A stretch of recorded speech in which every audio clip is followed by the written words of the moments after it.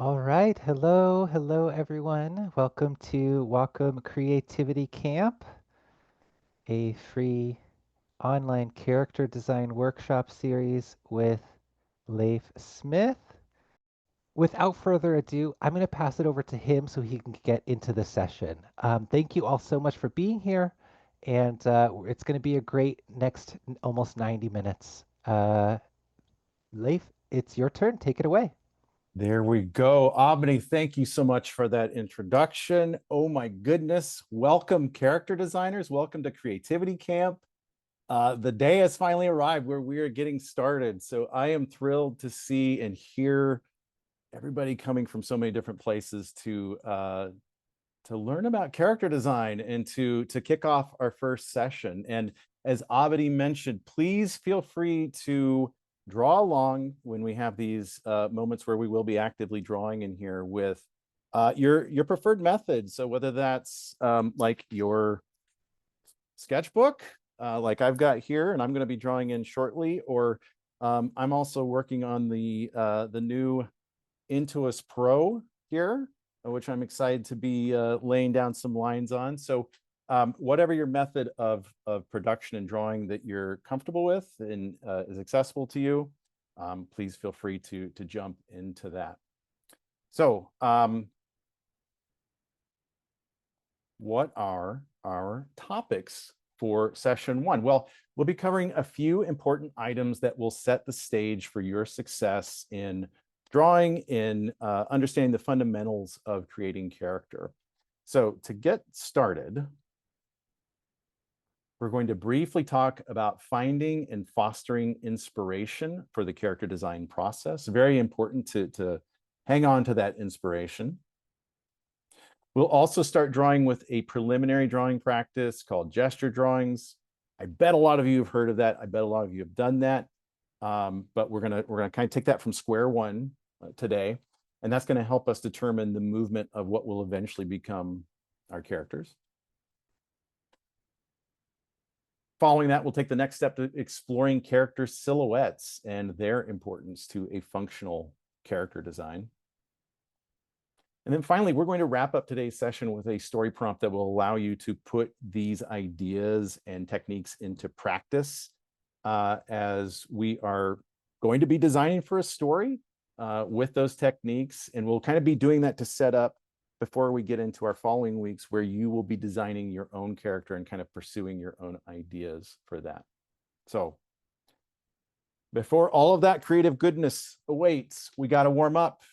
So drawing is like any exercise, at least that's the way I see it, where you have to prepare all the parts of you to get ready for the further drawing that we're going to be undergoing.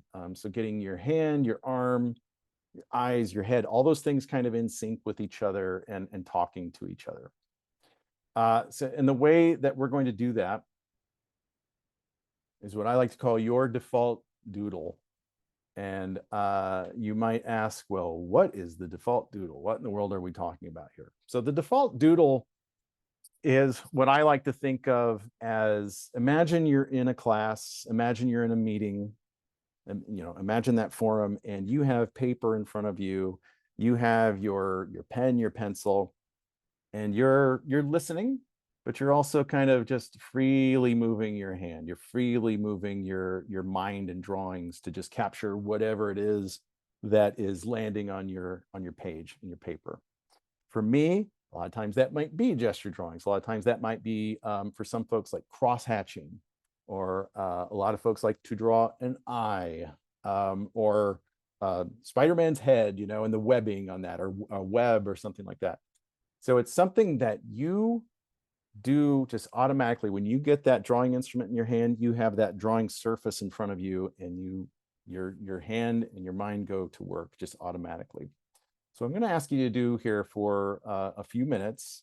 I'm going to mute. I'm going to work on a default doodle of my own. I'm going to encourage you to do that and kind of get your body's drawing tools warmed up before we get into some more drawing here later on. So I'm going to mute, let you draw, and then we'll check back in here in like 3 minutes, give you 3 minutes to kind of approach that default doodle.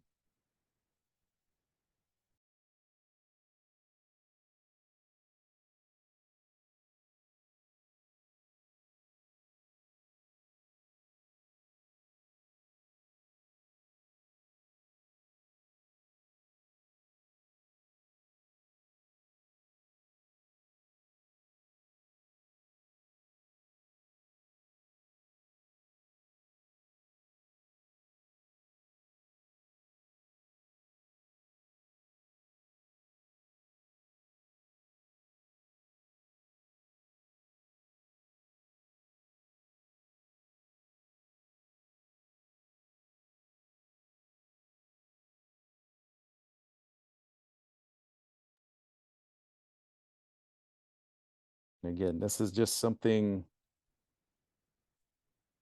that you draw, you're comfortable with drawing it. It comes pretty naturally to you. And dare I say fun? It's something that is fun for you to draw too.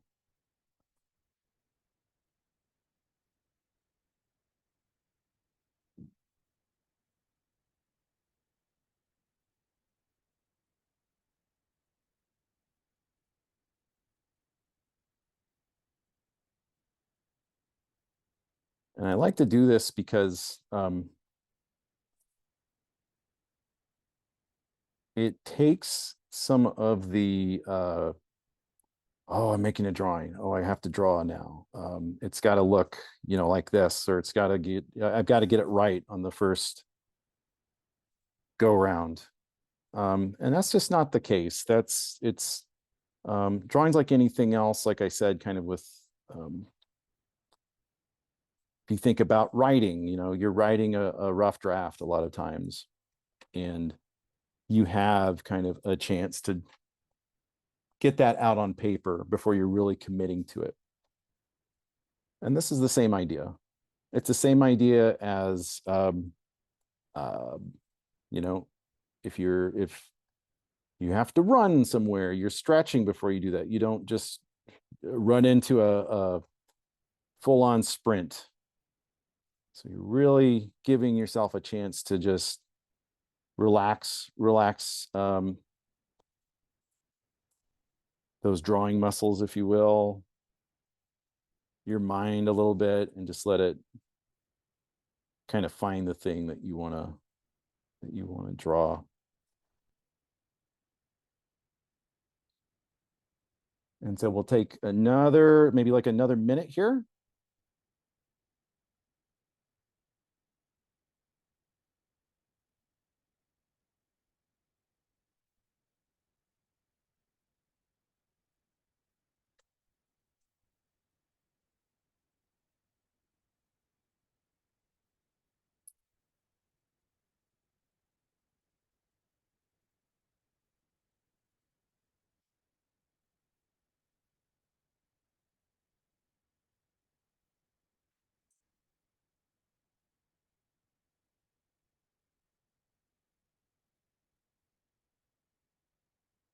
Okay.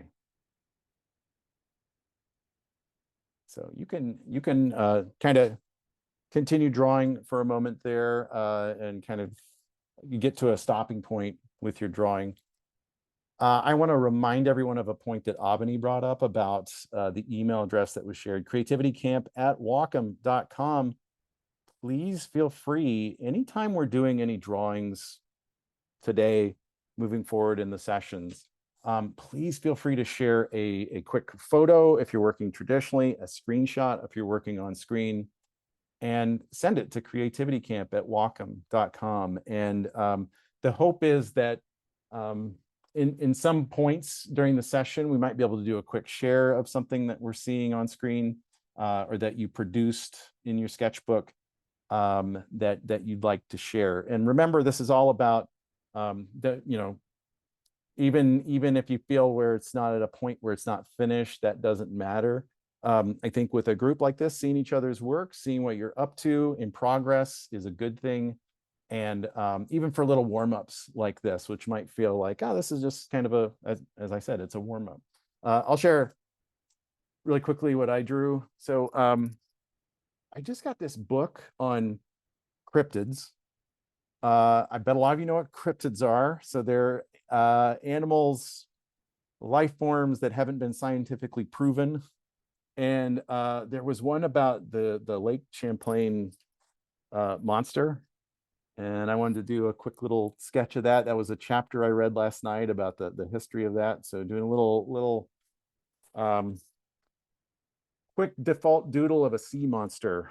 So something that I was getting started with. We would love to see what you've been up to, what you were up to with your default doodle, and kind of what that is to get you warmed up, whether it's cross hatching, like I said, an eyeball, a superhero, or the human figure, all those things. So, all right. great start with the default doodle. I hope that went well for you and you got kind of warmed up with that. So here are some questions for you. We're going to switch gears and think about a couple of questions for you. One is, what do you think we need to have a well-designed character? What makes for a great and memorable character design when someone is putting an idea together to visualize? What does that take? What do we need for that? Okay, so there's one question. And then we have what I think is a pretty fun follow-up. What is one of your favorite character designs? So maybe getting a sense of what you think is a well-designed character, something that is working well. And I realize this is a hard question. And that's why I said one of your favorite character designs, not your favorite character designs, because that's too hard. That's too tough. And we won't have the time. Well, we'd have to have a whole session about that. So what do we need to have a well-designed character? What is one of your favorite character designs? And I'm going to encourage you to take a minute or two to think about that and then share your thoughts for one or both of them in the chat. And we'll kind of get a sense of what you're thinking for that. What's needed for a well-designed character and one of your favorite character designs.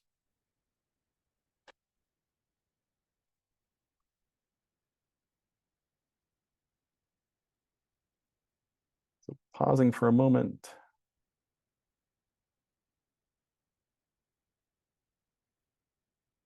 Relatable. Memorability, good, okay. Ability to transform. Personality. Silhouettes, nice little keyword in there. Movement.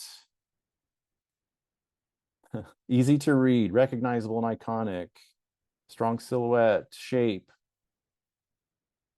Good story. Okay, we'll revisit those and kind of see. Keep them coming. And we'll kind of circle back to that here shortly. Great ideas arriving already. And thanks everyone for providing your thoughts in there. Okay.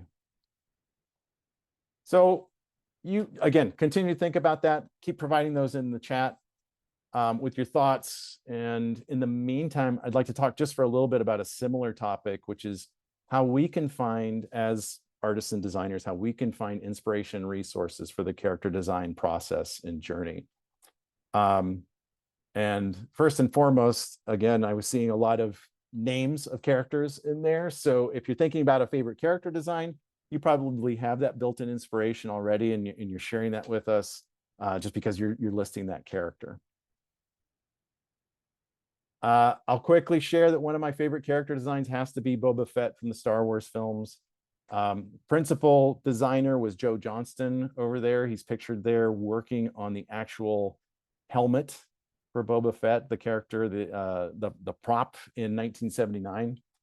And seeing the art behind the Star Wars films at a young age really made something click with me, and kind of made me realize, whoa, there are people. These things don't just arrive out of nowhere. There are groups of talented people that are figuring out how things would work as drawings, as artwork before it would appear on the screen, which is really what we're doing with character design.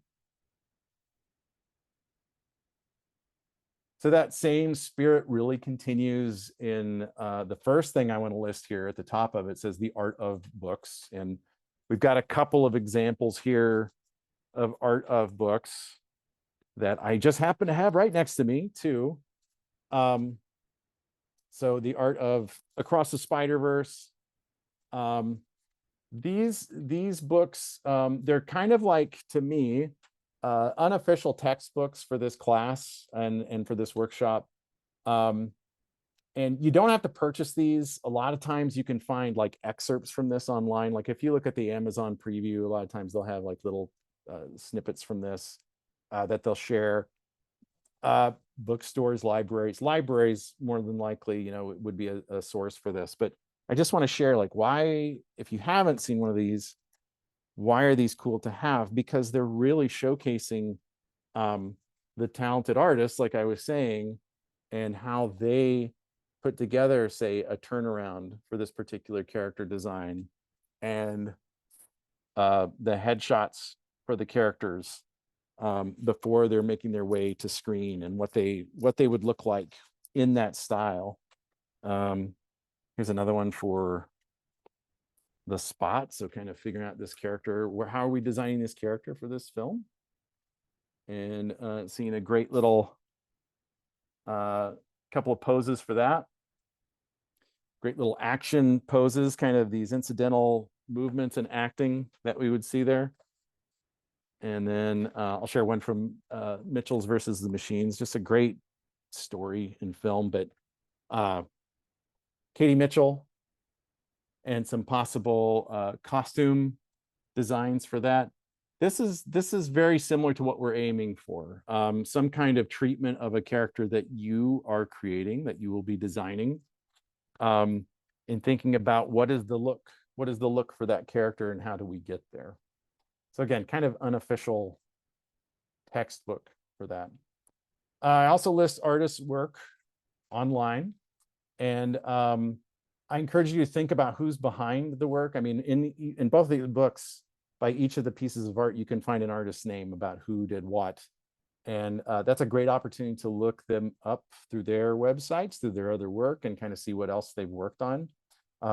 Often you'll be surprised that, oh, they worked on this too, and they worked on this, and you'll kind of get a sense of all those things. And this will allow you to check out their websites and their posted work, just to get a better sense of what they're doing, how they adapt their style to different projects and things like that. And then in terms of art resources online, we are very fortunate that right in our own Creativity Camp page, that there is, if we go down here, character design resources. So if you haven't explored this, my goodness, there are several pages worth of articles, interviews, demos to explore, how-to examples that you can check out and look at. So I would encourage you to, as you're going through the workshop and the sessions, check these out, because there are many things in there that will scratch that itch as you're looking to expand your character design knowledge and draw and actually hear from the creators too about how they're making their work. Very cool. So I'm seeing in here some pretty cool doodles. So before we do this, let's take a moment to appreciate. Let's do this. There we go. Some of these default doodles, wow, really populated in here. Fantastic. I am always amazed at how fast folks produce in here with the default doodle. It looks like this is coming from Aubrey, it looks like. So nice work, Aubrey. Love the magenta going on there. Super cool patterns. I didn't even say anything about that. So really cool to see that. Love the Wacom and sketchbook combo there. That's looking really cool. Looks like Daniela, I think. Nice profile. Hats off to Brian there for a profile shot. Not the easiest side to capture on a character, and that's looking great. Really well done there. Nice hair texture too. Very cool. Delilah, this is great. Love this approach to a character. Again, fast. Everyone's so fast. Nice Starscape and Rocket from Fritz here. Very cool. Spanning the cosmos. Very nice turn and shoulder first. And a shape. So kind of, I love this because it's kind of showing some of the more refined with blocking out a shape too, and kind of figuring that out. Oh, this is great. Love these little characters here. This is nice. Nice. Emily, it looks like. And Emma. Look at these two. Wonderful. Lots of opportunity to keep moving with these too. I mean, it's, Chuck Jones, the animation director, always said, you never don't throw away a drawing because you never know when you're going to get a good one that might be worth keeping. And there's always something to kind of grow from those ideas. Michael, this is great. Very cool. Love that expression. Nice shapes. Oh, these are fun too. Like finding those mark making. Excellent way to kind of warm up. And these look great. Kind of, again, kind of cosmic and planetary. Love seeing that. Awesome. I think we had one more in there. Let me refresh.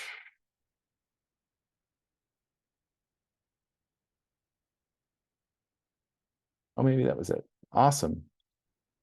Those are tremendous, folks. You can keep those coming if you'd like, and I'll definitely be taking a look at those as we're moving forward. But great, thanks everybody. Thanks for throwing down and participating in the default doodle. Those are awesome to see.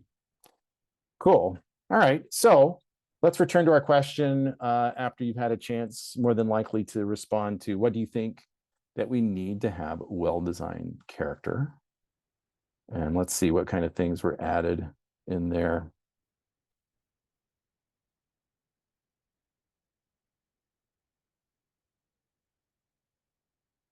A lot of questions about sharing. Some people are listing their favorites: Treasure Planet, Classic, Attack on Titan, proportioning the Mario games. Series of Unfortunate Events books. Yes. Yeah. Great illustration in those spot illustrations. Batman the Animated Series. Glenn Keane. Got some folks with good taste in here. Wuthering Waves. Big Hero 6. Love the Mitchells movie, Mitchells versus Machines. Cool. Yeah, it looks like folks were kind of splitting their well-designed characters and their ideas for that. So we had some good ones from earlier, but everyone's listing a lot of cool characters. A lot of Spidey, Mitchells versus Machines again. Vader, that's cool. The Mandalorian, some Star Wars fans. Bruce Timm's Batman. Lovely. Good. Looks like we're getting some good Minecraft, Last Airbender. Awesome. Awesome. Thanks, folks. And so some of the things we were hearing earlier was like movement, the ability to have clarity, shapes, those kind of things are coming through in terms of what we need for well-designed character. So really cool to see you responding to that. And again, thanks so much for sharing your some of your favorite character designs. I know that is a tough question, and that's tough for me, but Boba Fett was kind of at the front for me. So we have this on screen. Let's dive into a couple of concepts that we mentioned earlier around the idea of character fundamentals. So gestures and shapes, they equal silhouettes. And this is where pose and overall character shapes come together, as we're about to discover. Bringing these ideas together, the basic visual foundation of having clear and effective character design. So these go together like peanut butter and jelly for our characters. But let's back up for a second and focus on the first word, that is gestures. And like I said, maybe you have completed gesture drawings before for a class, or you've explored them on your own. Maybe this is new to you, and all of those are good. All of those will be good for what we're doing today. As it says here, quick sketches that capture energy in the movement of figures.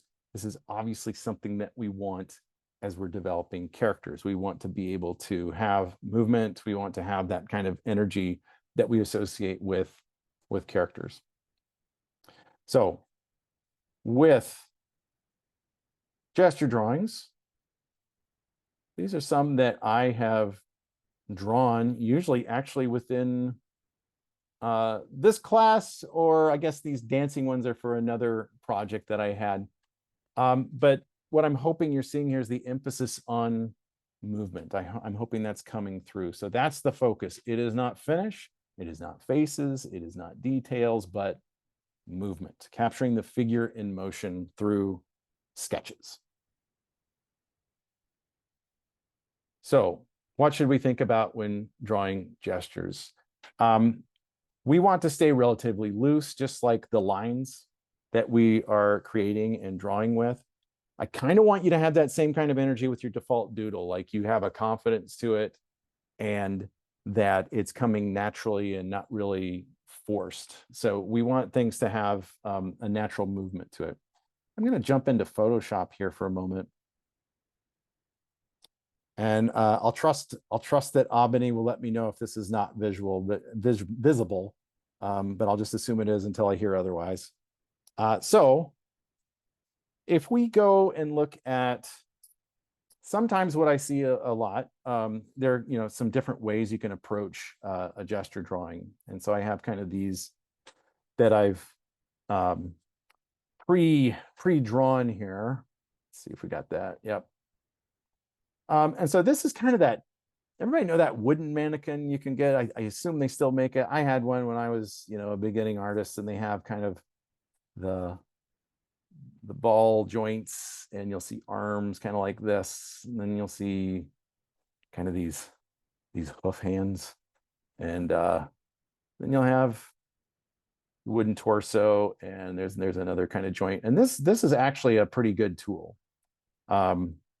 Kind of drawing the torso here. This is a decent tool because we are capturing things like there's some movement going on here. There's a little bit of posing going on, and we've got I've sketched this one that's picking up a rock. So the thing about this is, and again, this is a perfectly serviceable approach. One thing I always suggest is trying to break things down a little bit more into shapes that are, instead of kind of going like this, with the wooden mannequin, is thinking more in terms of like shapes that are more flowy and have more arcs to them. And again, thinking about, again, kind of getting on the same page as your default doodle, like just relaxing a little bit with movement. And what I kind of hope these are doing is showing a little bit more. You have what's called a line of action. So going from this foot making impact, let's push this in a little bit. This foot making impact and picking up this stone, pulling back like this, we can see this line of action going like this back as that figure is pulling. We can see the bend of this going from here. Let's change colors and maybe that'll be a little more visible. We can see that line of action. We can see this line of action going here. So I would encourage you to think about how, instead of limbs working kind of at these right angles or these kind of more stiff angles, how they start to become more fluid and smooth as you're drawing gesture drawings. So something to consider. And I think that gives you a little bit more sense of the whole of the character, rather than now I'm drawing, back here. Now I'm drawing the head first. Now I'm drawing this first. Now I'm drawing the arm. It's kind of giving you a sense of the whole character at once when you think about that line of action, and then starting to articulate some of the limbs around it and such. So those are some things we can start to think about with the gesture drawings. And you know what? We should put it into practice. So what I have prepped here is, back out of here, we have 5 1-minute poses from models. So you will see either over here in this corner a clock counting down from a minute, or in a couple of them they're up here. So they're coming from a couple of different sessions that I've kind of squished together. But these are 1-minute poses that we're going to see. And let's just give it a shot. Let's see if we can put some of that into practice as we draw here. They will feel like they're going fast. They are set for a minute, but capture what you can. Capture what you can with these gestures. These are 5 different models, 5 different figure types, and let's have some fun with this. So again, I'm going to kind of let this play, let you draw, and let's see how these gestures turn out here. So 5 gestures, 1 minute apiece. Away we go. Here we go.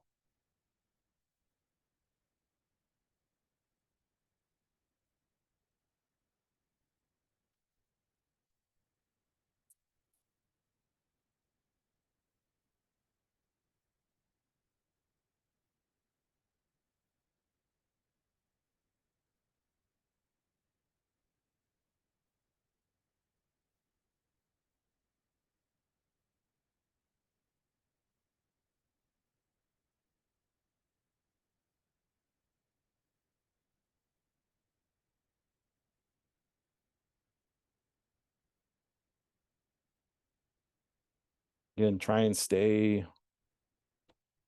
keep that default doodle energy. Staying somewhat loose, thinking more about movement.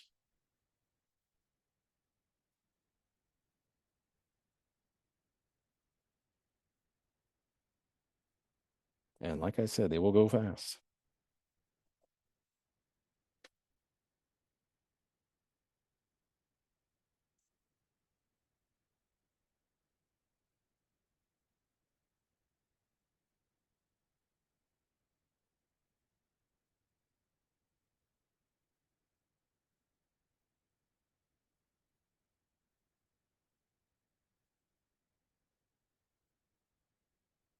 While we're looking at these, I should mention that since we're talking about online resources, this is from a site called lineofaction.com. It has, in addition to kind of some other photographic references, it has this as an option where you can do timed gesture drawings with a wide variety of models. And so this might be something that, again, as you're trying to think about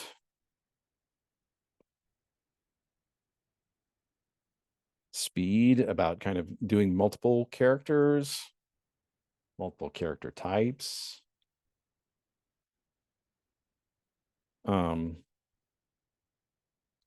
something like this can really assist with getting used to drawing the figure, because ultimately characters are coming down, even if they're even if you're dealing with like an alien character or a monster character or an alien character, it's still coming down to anatomy and capturing movement of some sort. And the more you can access that with even humans, which is kind of our baseline, the better off things can be as you're starting to explore more of those.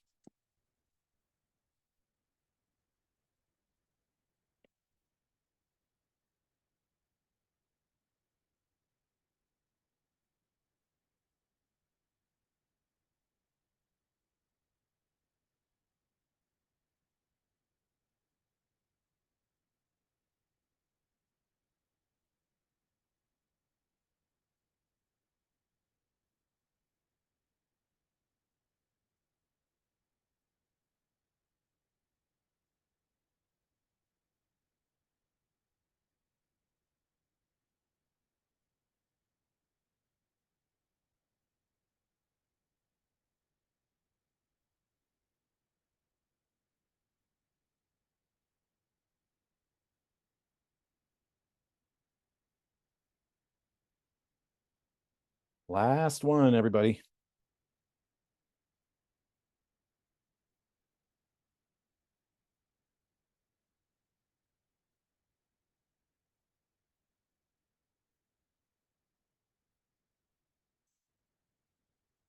I'll share the same thing with that we did with daily doodles as we get to these. If you feel like you'd like to share a gesture drawing or gesture drawings, take a quick shot, take a screenshot.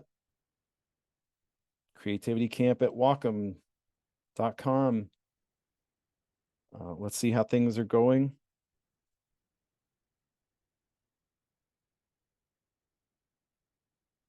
You're welcome to share, and there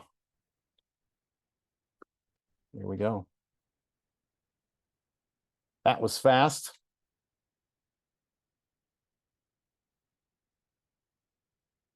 All right, cool. How'd that go for folks?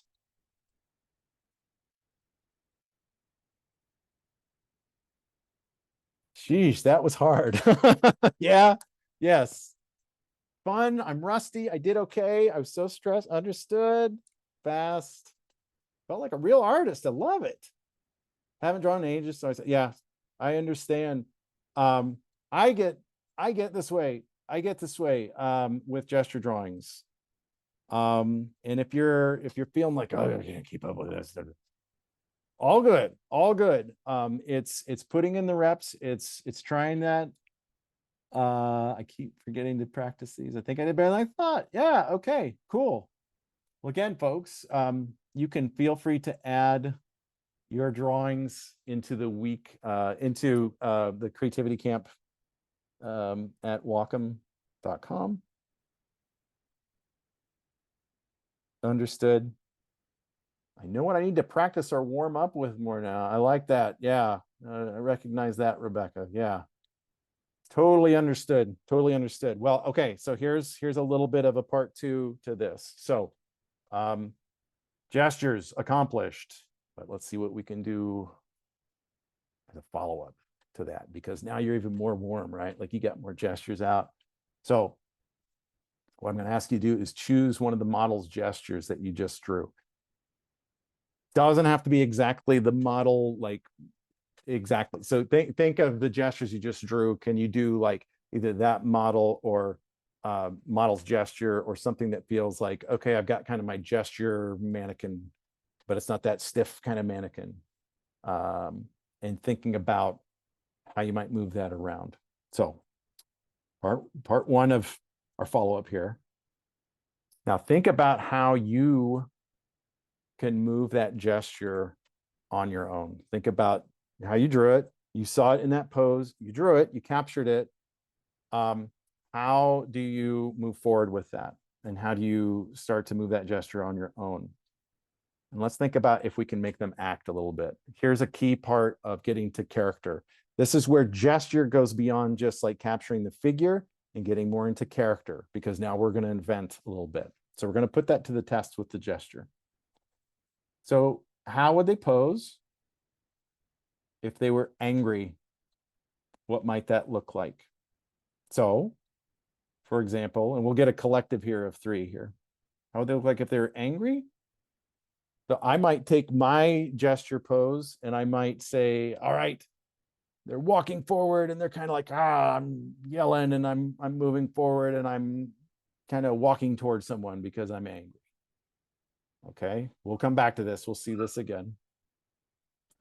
How might they act and move if they were afraid? Right. Oh, I'm backing off. I'm taking a step back. Kind of look at the difference in this line of action and how it retreats. Kind of the head and the shoulders retreat a little bit. Chin comes down a little bit. Hands are up like, whoa, whoa, hey, give me a break here. Stepping back. And how might someone, if you're drawing a gesture of someone who's really happy, what would that look like? And for me, I just did, whoa, yeah, I'm jumping up and this is the best feeling in the world. Yay. Okay, so let's think about, I'll go back here.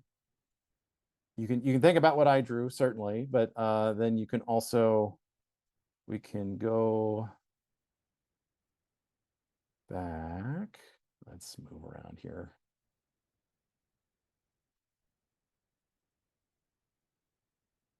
There we go. So you're angry, you're afraid, you're really happy. How would you move the gesture to accommodate that? So you're basically just acting through a gesture drawing on your own, kind of using one of those gestures you just did as a baseline. Okay. So let's take a couple minutes to try that and see how that goes and how you're having them act.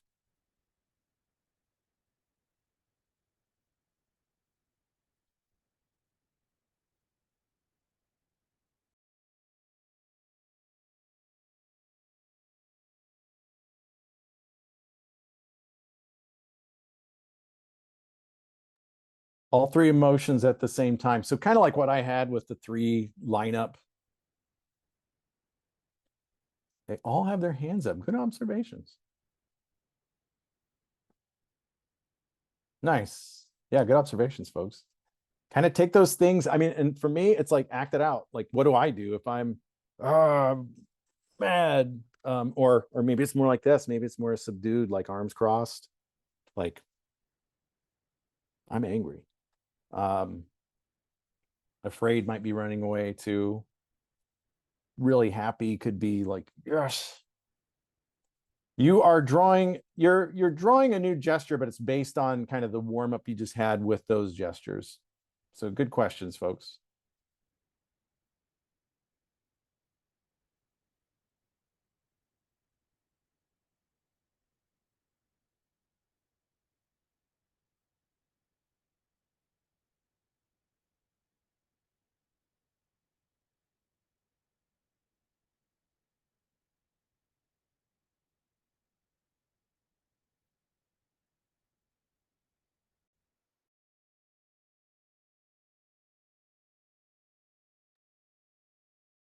Victoria has a great point. It also depends on the context around the character. Yes, one character, no two characters are going to react in the same way. So that can be where the different gestures you were exploring might kind of lean into that and think about how they might react.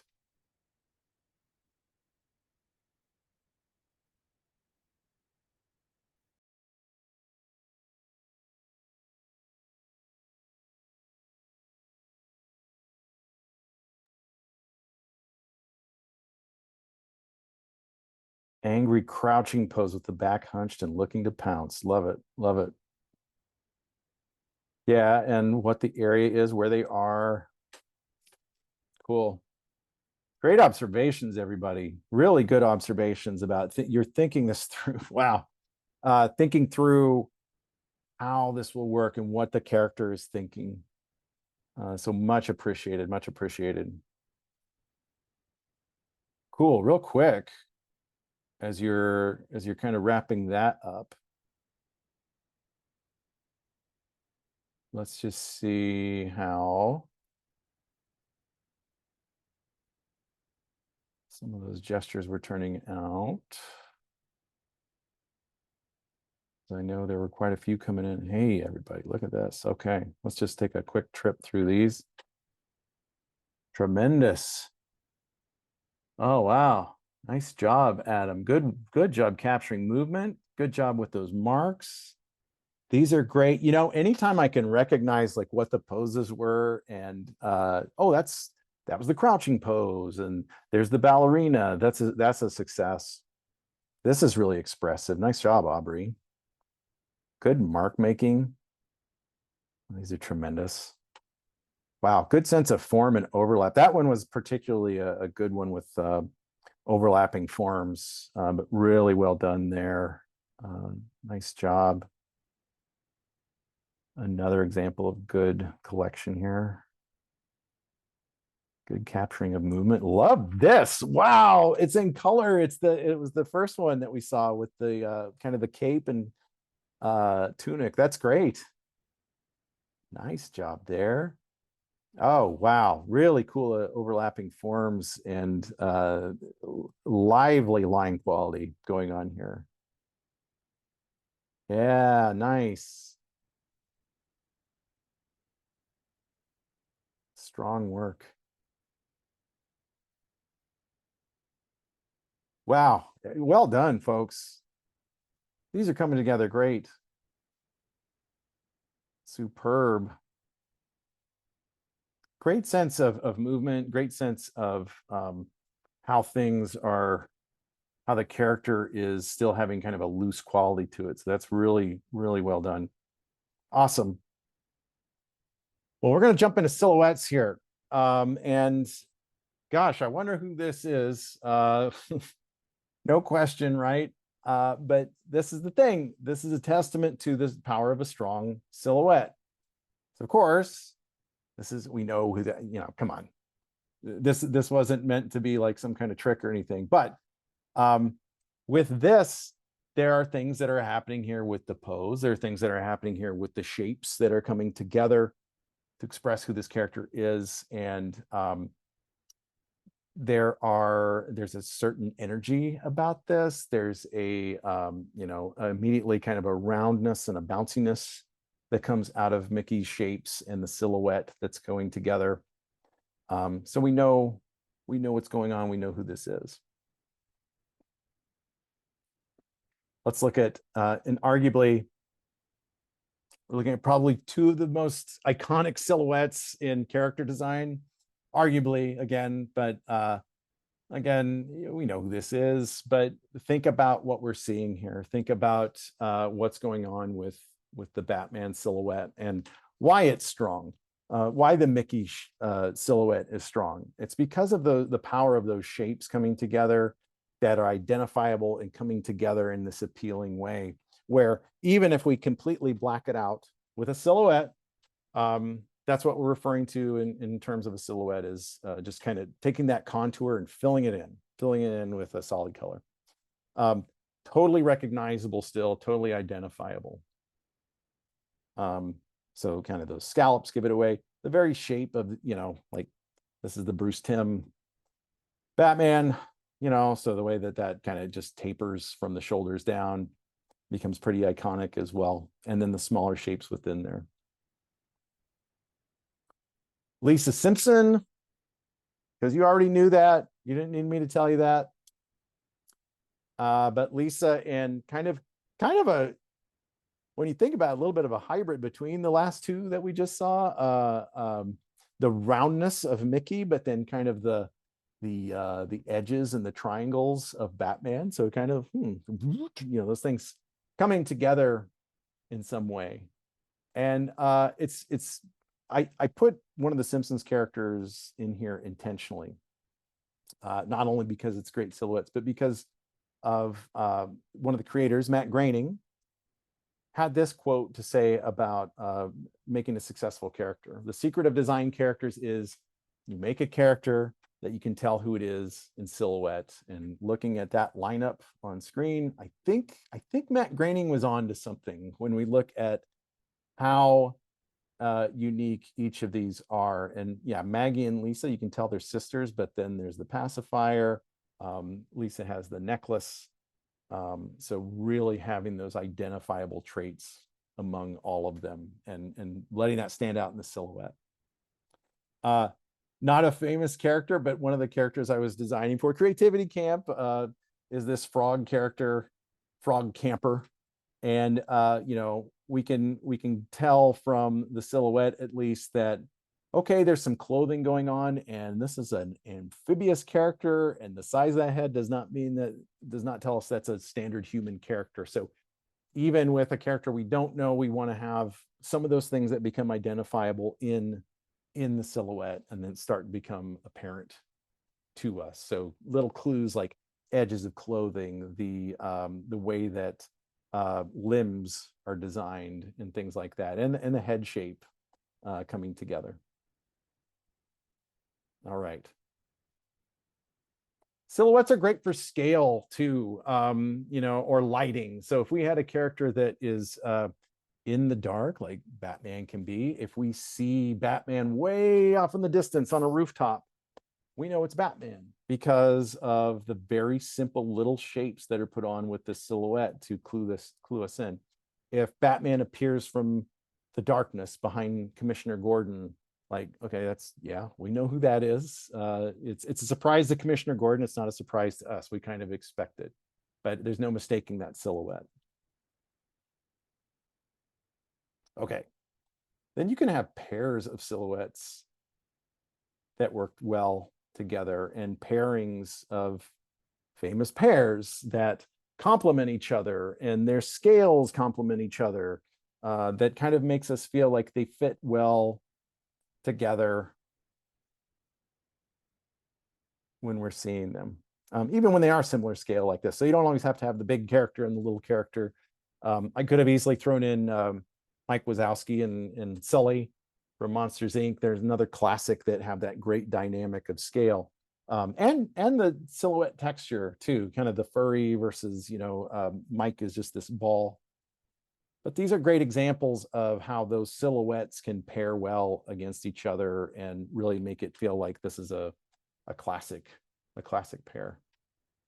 So with silhouettes in mind, let's take your gestures that you did to the silhouette stage. And what I want you to do is look at the gestures you just completed and think about which ones offer the best and clear silhouette. I think probably most of those are going to be working well for you. So what I'd like you to do is take those gestures you just did, fill those in with a marker on paper, or digitally fill them to create a silhouette. And so you should have something that is looking, if you're working on paper, something that looks like this. I have a few of these from another session here, another class, but like this.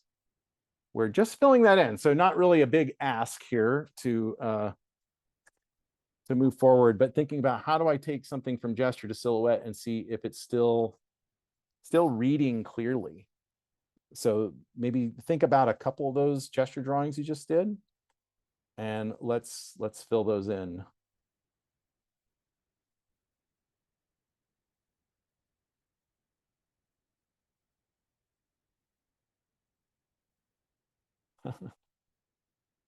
Ooh, Finn and Jake is a good example. Good call. Good call on another great pair of silhouettes.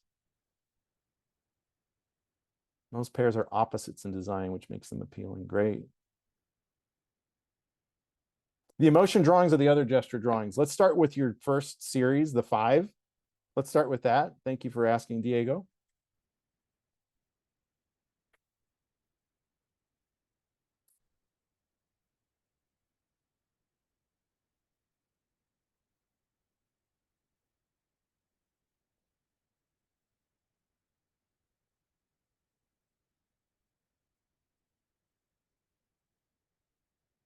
How do I access the folder to show my work to you? Sorry, join late. Hey, no problem. So it's Creativity Camp at Wacom.com. There we go. Yeah, thank you, Abadi.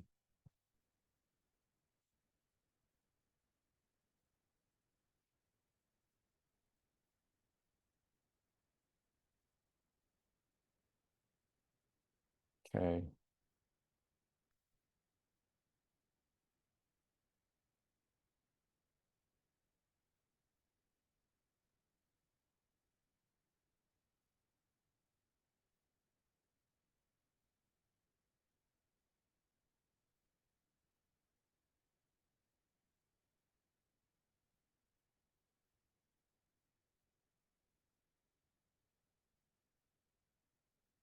Screen capture from Krita is probably okay.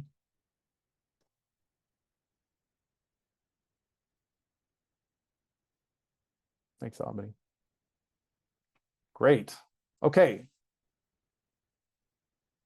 So that is just to give you a sense of how silhouettes are emerging from the gestures. And I bet it's becoming even clearer because it becomes like this shape that's visible from back here as opposed to just up front on your paper. Let's try the same thing with your 3 acting silhouettes, and let's fill those and see if those are holding up. Do they still read and convey emotion? So I just did a quick fill of mine here, Fast and Furious, and see how those become a solid shape with some of my sketchiness still visible there.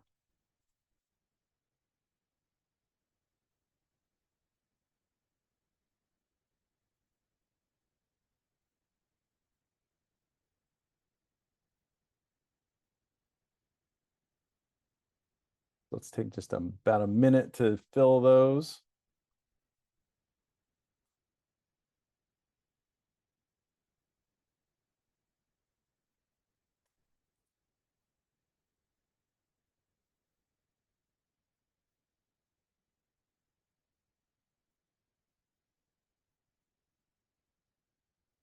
Hands, good question. Not hands today, but that's something that we can kind of look at in terms of quick approaches to that, economical approaches at that.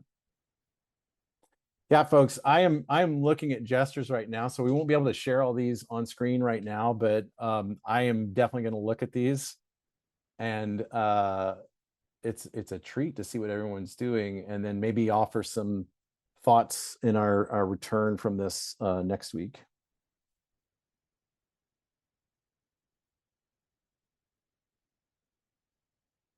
Okay.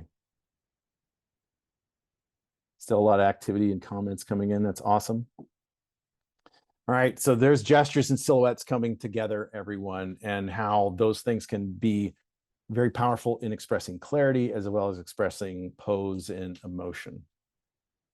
All right, so let's put all this to the test. We're going to do we're going to apply what we've just talked about to a story concept that we're going to read through here. And what's going to happen here is Albany and I are going to team up for a dramatic reading of this.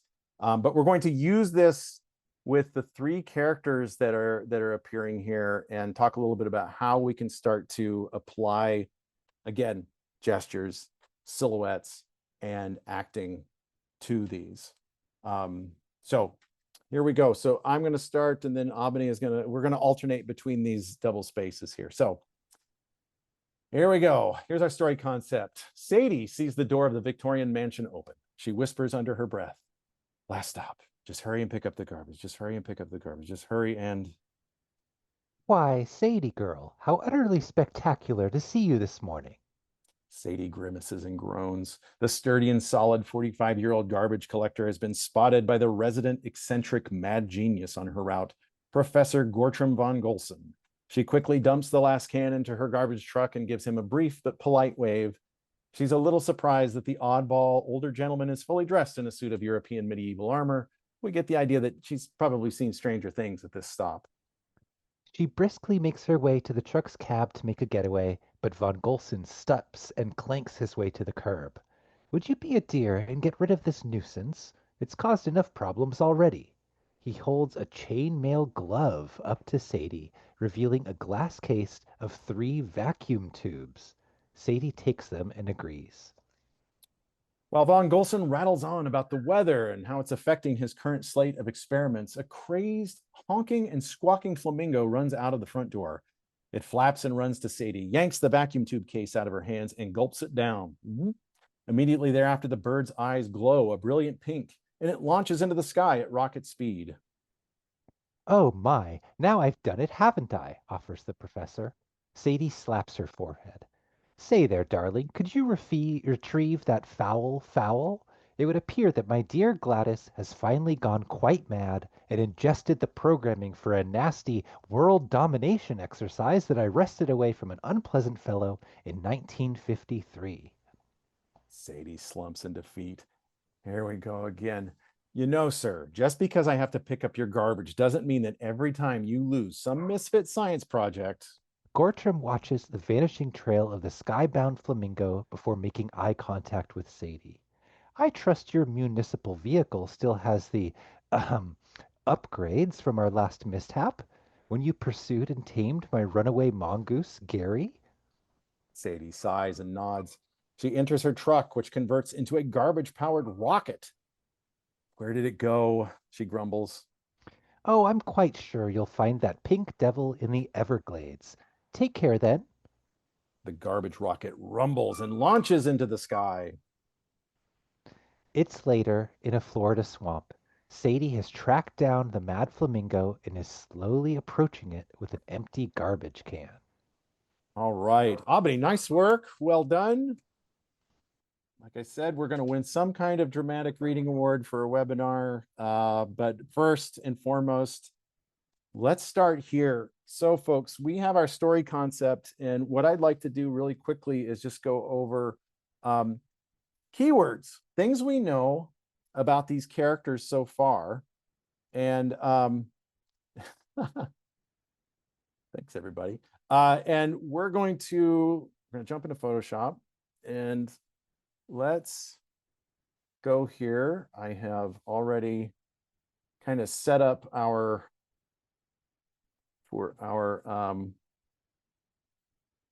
three characters that we're talking about. And if you want in the chat, if you want to kind of say what you think about Sadie, I'm going to write down some primary things, but feel free to share how you would characterize Sadie first and foremost. So Sadie is reluctant. That's a good one. I guess I'm in blue, but that's okay. Sadie is reluctant. Solid and sturdy is some good physical characteristics we had in there. Tired, thank you. Maybe not really enthused about her job. Let's see here. I think I have to close the chat, unfortunately. I'll keep an eye back and forth here. I think it's giving me a little bit of lag. Not enthused. Okay, so we're back to here. Tired. Not enthused. There's some kind of history in terms of like she's seen Stranger Things probably at this stop. There's some kind of history where she's not really doesn't really like this fella, or like is reluctant. I think that's a great one to put in there. She is dedicated. I mean, she is dedicated to finishing her work. We could say that. Okay. Let's think about von Golson. Any quick thoughts about von Golson? Strong sense of responsibility. Thanks for that for Sadie. Wise, eccentric, oblivious, careless, bit reckless. Okay, unstable. Good. Okay. So, all right. Oblivious in the sense that, like, well, a few ways. He's not picking up on what Sadie is throwing down in terms of like, sir, every time you lose something doesn't mean I have to do this, or chase your misfit science experiment. Eccentric, great. Probably, I like to say this, presumptuous. So, just assuming that Sadie's going to take care of this. I think someone said careless. I like that. All right, now let's go to Gladys. We're kind of rapid fire for what's going on with preposterous, like that. Persistence good too for von Golson. Gladys is the mad flamingo. Yes. Bird. Pink. Mischievous, enraged, fierce, crazy eyes. Great. Okay. This is no normal flamingo. This is a crazed flamingo. There were glowing eyes.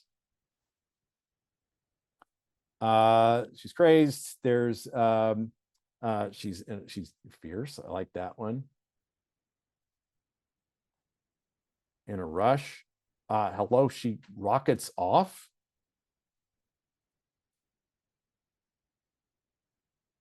Okay.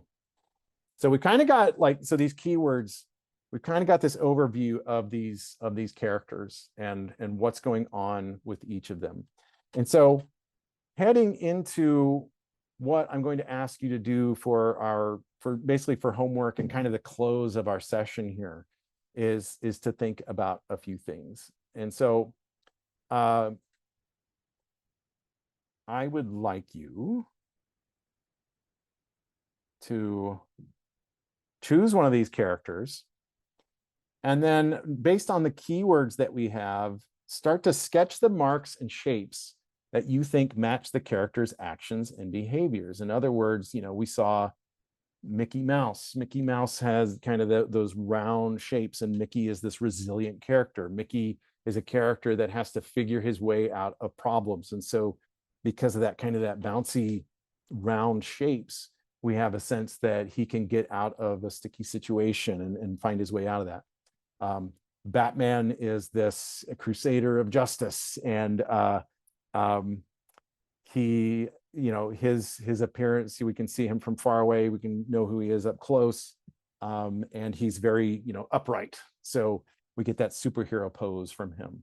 So maybe think for a little bit about what kind of marks and shapes that you think could match those characters' actions and behavior. While you're doing that, choosing one of those characters. So Sadie, Von Golson, or yes, Gladys. I want to run through just really quickly to share with you what this could look like. And I've got kind of a setup of my own here for Sadie. And don't feel like this has to influence your Sadie. And typically when I share this, it never does anyway. So I appreciate that. So thinking of shapes, if I were going through with Sadie, and I wanted to think about those words, we kind of had sturdy, solid. So one of the things I was doing was making kind of these like stone shapes and kind of these really durable kind of shapes that could withstand a lot of pressure, that feel like when you stack them up, they feel like they've got a lot of structural integrity. Kind of these marks here could come in to play later when we're designing maybe the surface qualities of the character and thinking about like, well, think of an old garbage can and like those aluminum or metal garbage cans and the marks that they have on those ridges. Kind of these long S's for Sadie, and maybe that becomes like a ponytail for the character. A glove, kind of a solid kind of brick-like glove almost, and then thinking about how this kind of could start to assemble Sadie's torso here as we're starting to build the character a little bit. Then, so as we've got shapes, I can start to think about, well, all right, if I did start to assemble gestures for this character, or kind of something I could start to move around for this character, this might be a start, thinking of what does Sadie do? What are things that we could find Sadie doing on a regular basis in her work? So starting very simply to assemble poses. It does say she's 45. That's right.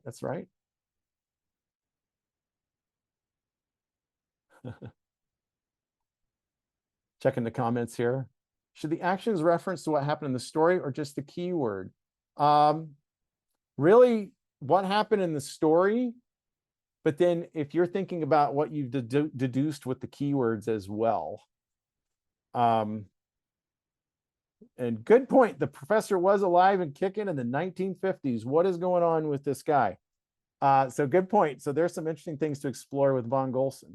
Now I'm going to go and just kind of look at more gestures here and think about more specifically those moments from the story. So here's kind of what was addressing that question. So I'm thinking of Sadie wrapping up that route that she's doing, and okay, I'm wrapping up here. I'm almost done with my day.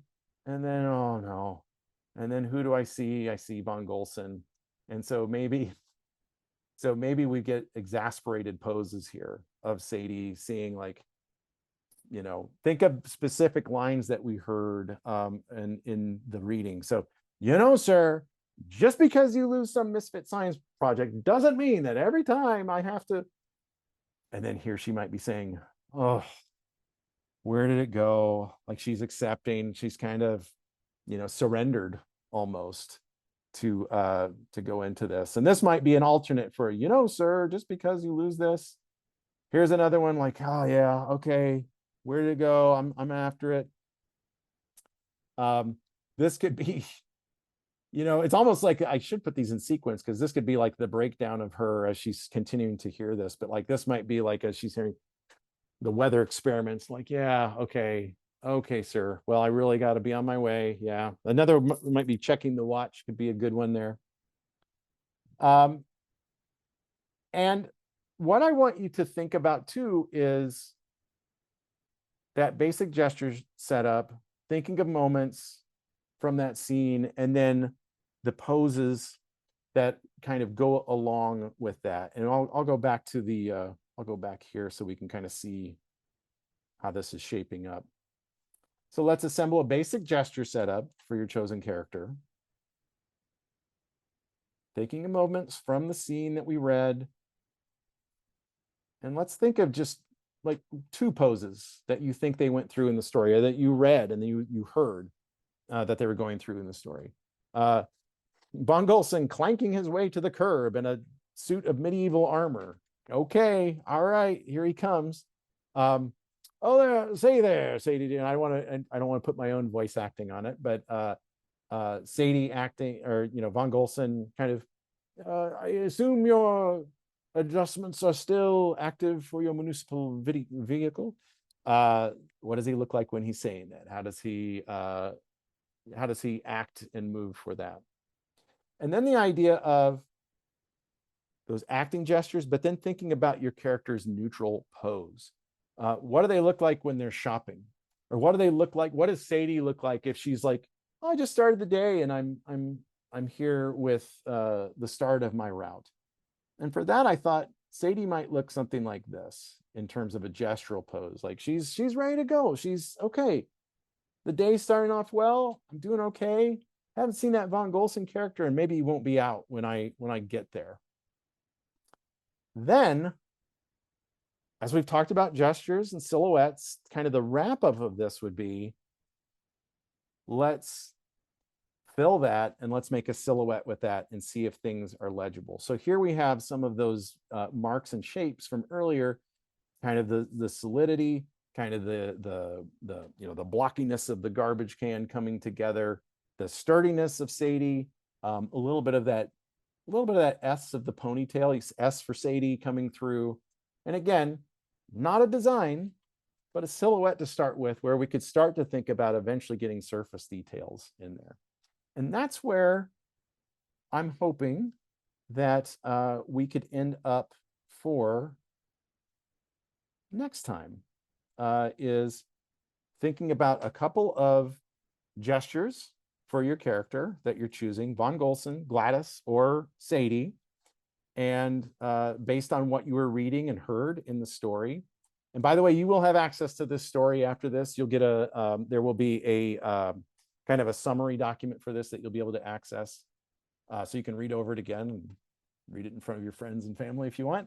And a couple of gestures of actions, and then fill that neutral pose with a silhouette.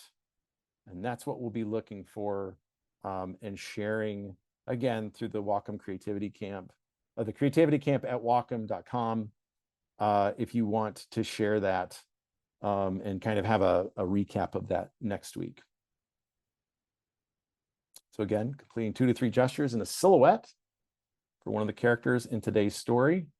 I also want to add that you'll consider your character idea to develop. So just looking at kind of some of the thoughts here.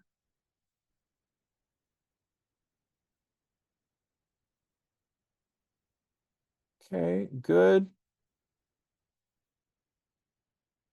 Steering away from typical stereotypes when character design. Good question. I think starting with shapes, and I feel like Sadie's kind of an atypical character. Von Golson could fall into the trap of like your mad scientist characters, but I think that's a start.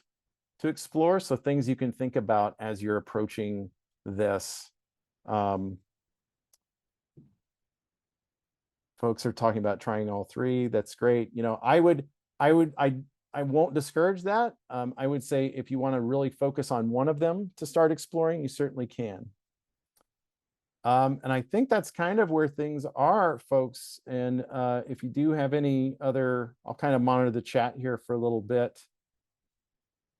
And but that's what we'll kind of pick up with for next time. And Albany, I'll also add, there will be some ideas to share with our recap that we will be sharing with you. So if you're, we're going to be starting with your own character.